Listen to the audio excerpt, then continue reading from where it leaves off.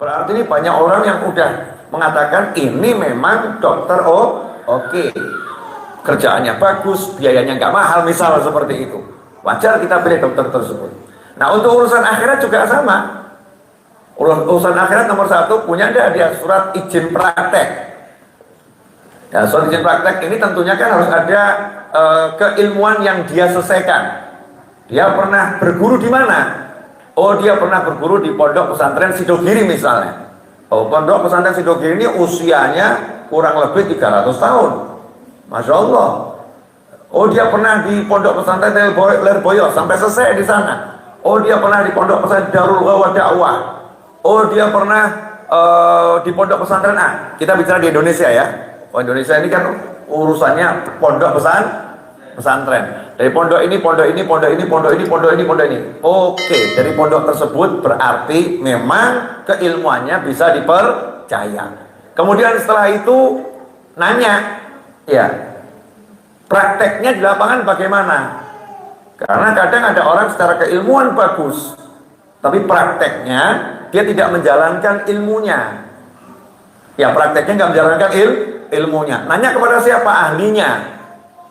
Nanya sama ulama-ulama yang lain, ya, sama ustadz-ustadz yang lain, ya. Yang itu kalau untuk urusan fikih bagaimana? Hukum Islam. Oh, dia madhabnya Syafi'i, jelas Syafi'inya nggak suka nyampur adukkan madhab. Kamu kalau ikut Syafi'i sama dia. Oh, kalau kamu memang mau pengennya Maliki, jangan sama dia. Dia bukan ahli madhab Maliki. Kamu pengen Maliki sama dia. Nah, karena Indonesia ini mayoritasnya bermadhab Syafi'i, jadi lebih enak. Ya, jadi lebih enak. Satu itu. Kemudian setelah itu urusan ilmu hati beda lagi. Tadi kan ilmu hukum ya, sholat, puasa, zakat, haji, umroh, dan seterusnya. Keilmuannya itu jelas. Nah, kalau ilmu hati ini adalah yang membuat bagaimana hati kita bisa kenal Allah Ta'ala. Ini namanya guide, pembimbing. Ya, bimbing hati, bukan sekedar menjadi guru yang membenarkan tata cara ibadah kita. Kalau menjadi guru yang membenarkan tata cara ibadah kita, ya lulusan tadi sekolah yang benar, pondok yang benar, dan seterusnya. Bukan asal orang bisa ceramah seperti saya. Jangan percaya orang yang pandai ceramah, karena tukang jual jamu juga ahli. Dia bicara, kasih nonton YouTube sebentar, dia akan pandai berceramah, nggak bisa. Tapi harus betul-betul orang yang setelah pandai ceramah cek dulu dia berguru di mana, berapa lama dia berguru, ahlinya ahli apa. Karena nggak setiap orang itu disebut ahli kecuali betul-betul menguasai bidangnya. Guru matematika jangan ditanya bahasa Inggris dong, matematika ya matematika. Kalau dia guru matematika ditanya matematika nggak paham, ya udah buang aja. Oh, katanya guru matematika kalau ditanya matematika nggak paham, buang, jangan diterima ngajar di sekolah kita. Guru matematika ditanya matematika paham, ditanya bahasa Inggris nggak paham, ya memang dia guru matematika, pakai dia untuk ngajar matematika. Sama dengan orang yang menyampaikan ilmu. Kalau dia memang bidang ahli hukum, ditanya hukum nggak paham, coret sudah. Menjelaskan hukum ngawur, coret, ini berarti bukan ahli, itu ahli gadungan, cuman pandai bicara. Tapi kalau untuk hati lain, hati ini beda. Ilmunya benar, ilmu sholatnya benar, ilmu puasanya benar, ilmu zikirnya benar. Tapi kok hati kita nggak bisa khusyuk ya sholatnya. Diajarkan sama sekian banyak orang ilmu khusyuk, sama ilmunya begini, tetap dari sekian orang kok nggak bisa khusyuk. Kemudian kita ketemu satu orang yang secara ilmu hukum dia benar, ya ajarannya nggak nyeleneh, ajarannya benar, tapi ucapannya membuat hati kita langsung ingat sama Allah Ta'ala, membuat kita jadi kenal Allah Ta'ala mudah. Ya itulah ciri-ciri orang yang akan menjadi guru yang bimbing hati kita. Emang ada guru bimbing hati, ada guru bimbing ya tadi membenarkan fisik keilmuan saja. Makanya setiap orang kalau urusannya hati nggak bisa dipaksakan, hatinya beda. Tapi kalau keilmuan ini kan boleh dong share sama siapapun. Sama kok madhab sama Syafi'inya, ya madhab. Kemudian urusan sirah nabawiyah kan ya sama belajarnya. Satu lulusan Lirboyo, satu Sidogiri, satu mungkin dari Tambak Beras dari Jombang, ya. Satu mungkin dari Miftahul Sunnah dari Surabaya dan lain sebagainya. Tapi yang paling pokok setelah kita pelajari ilmu zahir dari guru-guru yang betul, sekarang ilmu batin yang membuat kita ingat sama Allah, kenal sama Allah ini siapa gurunya, siapa yang bisa membimbing kita. Nah itu harus kita cari. Memang nggak mudah, dibutuhkan kesungguhan. Seperti Nabi Musa sungguh-sungguh cari Nabi Khidir alaihissalam. Emang Nabi Musa itu cari ilmu hukum? Enggak toh. Yang dilakukan Nabi Khidir semua melanggar hukumnya Nabi Musa. Yang dilakukan Nabi Khidir semua melanggar hukumnya Nabi Musa. Sesuai hukumnya Nabi Khidir, tidak sesuai hukumnya Nabi Musa. Tapi ternyata Nabi Khidir mengajarkan sesuatu yang berbeda ke dalam hati Nabi Musa alaihissalam. Nah, untuk ilmu hati ini memang harus sungguh-sungguh carinya. Ada satu kalimat, lau sodaqal murid lawajadil masyayikh al-abwab. Kalau murid itu sungguh-sungguh, dia akan temukan gurunya di depan pintu rumahnya. Artinya kalau orang sungguh-sungguh cari guru, gak usah nyari guru, gurunya akan datangin dia. Nah, dan cara guru itu ngajarkan tuh macam-macam. Ya banyak nanti. Saya sampai hari ini masih diajarin guru saya meskipun guru saya udah meninggal dunia. Nah, cara ngajarinnya bagaimana? Ya tiba-tiba saya dipertemukan dengan orang-orang baik. Ya dipertemukan orang-orang soleh. Orang-orang baik soleh itu yang mengajarkan ilmu-ilmu yang saya kaget. Ini dulu cara ngajarnya mirip dengan guru saya. Ini mirip dengan guru saya. Ya, di alam barzah sana kan bisa angkat tangan minta. Ya minta sama Allah Subhanahu wa ta'ala agar muridku ini dapat bimbingan dari fulan, dari fulan, dari fulan.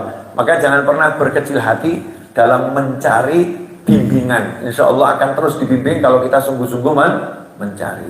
Dan alangkah indahnya kalau buat istri pembimbingnya adalah suaminya sendiri. Nikmatnya luar biasa. Terima kasih.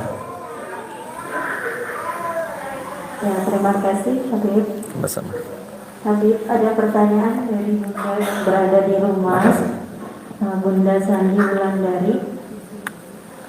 Bunda Cindy Wulandari. Habib, bagaimana sebaiknya orang tua dapat berperan sebagai guru di rumah? Terima kasih. Jazakumullah khairan. Pertanyaan bagus. Bagaimana orang tua jadi guru di rumah? Kalau untuk ilmu sekolah saya lihat sudah jadi guru semua. Ya kalau ilmu sekolah ya, orang tua ini kan udah jadi guru. Dan seringkali mungkin yang ngerjain orang tuanya bukan anaknya. Seperti itu ya. Tapi kalau untuk ilmu akhirat, ya, untuk ilmu akhirat, maka memang seharusnya orang tua itu jadi guru sebelum ada guru yang lain. Al-Ummadrasatil Ula, ibu itu pendidik yang pertama. Azan dan iqomah. Kenapa bagi lahir suruh ngazanin, suruh qomatin? Allah Akbar, sama qomat, baru lahir. Karena proses belajar sholat itu sejak lahir. Merintahkannya nanti umur 7 tahun. Ngajarinnya dari lahir. Bagaimana seorang ayah dan ibu mau ngajarin anaknya sholat? Nah, kalau orang tuanya nggak pernah sholat. Bagaimana akan mengajarkan sholat kalau orang tuanya nggak pernah belajar ilmu sholat? Nggak tahu yang batalkan sholat, nggak tahu sunnahnya sholat, nggak tahu makruhnya sholat, ya, nggak tahu yang menyebabkan sholat itu tidak diterima. Bagaimana bisa ngajarin anaknya? Maka agar orang tua bisa jadi guru bagi anaknya, ya orang tuanya harus belajar lebih dahulu dan lebih banyak dari anaknya. Kemudian mengajarkannya tiap hari. Simple kok. Mau ngajarin anak pakai celana bisa, ngajarin anak pakai baju bisa, ngajarin anak gosok gigi ya bisa. Kenapa nggak bisa ngajarin anak yang lain? Karena memang tidak mau ngajarin. Kalau mau ya bisa, mau tinggal ngasih informasi. Nah, yuk sholat begini. Belajar sholat 7 tahun masa nggak khatam? Kalau sampai 7 tahun anaknya nggak bisa sholat, berarti yang salah siapa? Orang tuanya. Maka dalam hadis dikatakan setiap bayi lahir itu fitrah. Nah, itu nanti yang merusak itu orang tuanya sendiri. Maka untuk menjadi guru bagi anak, ya orang tuanya harus belajar untuk menjadi guru dengan membekali ilmu yang cukup, minimal ilmu dasar tentang sholat, tentang wudhu dan lain sebagainya. Kalau urusan akhirat berhasil, urusan dunia itu jauh lebih mudah. Terima kasih.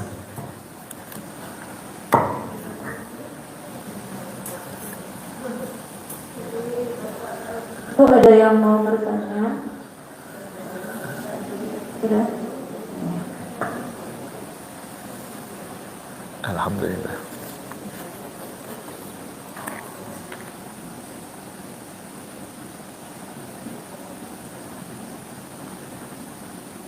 Demikianlah sesi tanya jawab. Dan acara selanjutnya adalah pembacaan doa dan penutup yang akan dipimpin oleh Nabi Muhammad Idris. Semoga doa kita dijabah oleh Allah Subhanahu wa taala. Amin. Jazakumullah. Terima kasih banyak. Bismillahirrahmanirrahim. Alhamdulillahirabbil alamin. Allahumma shalli wa sallim ala sayidina Muhammadin miftahi bab rahmatillah. Adada ma fi ilmillah. Salatan wa salaman daimain bidawami mulkillah wa ala alihi wa sahbihi. Allahumma ya rabb kulli syai'in bi qudratika ala kulli syai'in. اغفر لنا كل شيء ولا تسألنا عن شيء ولا تحاسبنا في كل شيء وأعطنا كل شيء اللهم اغفر لنا ولوالدينا وارحمهما كما ربيانا صغارا ربنا هب لنا من أزواجنا وذرياتنا قرة أعين واجعلنا للمتقين إماما يا حنان يا منان يا فتاح يا رزاق يا غني يا مغني اللهم اكفنا بحلالك عن حرمك واغننا بفضلك عمن سواك رب اجعلني مقيم الصلاة من ذريتي ربنا تقبل الدعاء اللهم ادفع عنا البلاء والوباء والولاء والغلاء والفتن ما ظهر منها بطن اللهم ارزقنا العافية ودوام العافية والشكر على العافية وتمام العافية والعافية من كل هذه البلية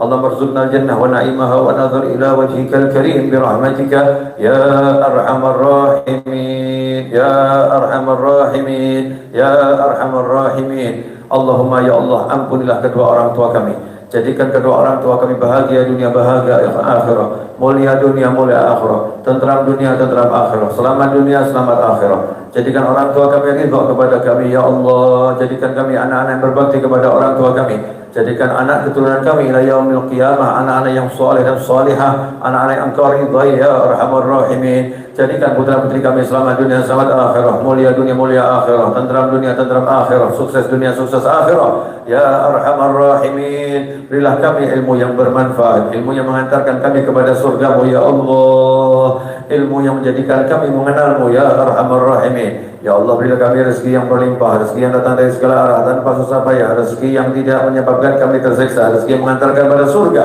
rezeki yang berkahnya kepada anak keturunan kami, keluarga kami, sahabat kami dan seluruh umat Nabi Muhammad sallallahu alaihi wasallam. Ya Allah yang Maha Pengasih, ya Allah yang Maha Penyayang, panjangkan usia kami dalam semua kebaikan, kenikmatan, ketaatan, keridhaan, kebahagiaan, kesuksesan, dan setelah semua itu nanti akhiri usia kami dengan husnul khatimah. Rabbana atina fid dunya hasanatan wa fil akhirati hasanatan wa qina adzabannar. Wa sallallahu ala sayyidina maulana Muhammadin wa alihi wasallam. Alhamdulillahi rabbil alamin ala hadhihi wa ala kulli salihatin jamiatin nafi'ah wa ala ma nawahdi bi ali wa ila hadratin nabi sallallahu alaihi wasallam. Al-Fatihah.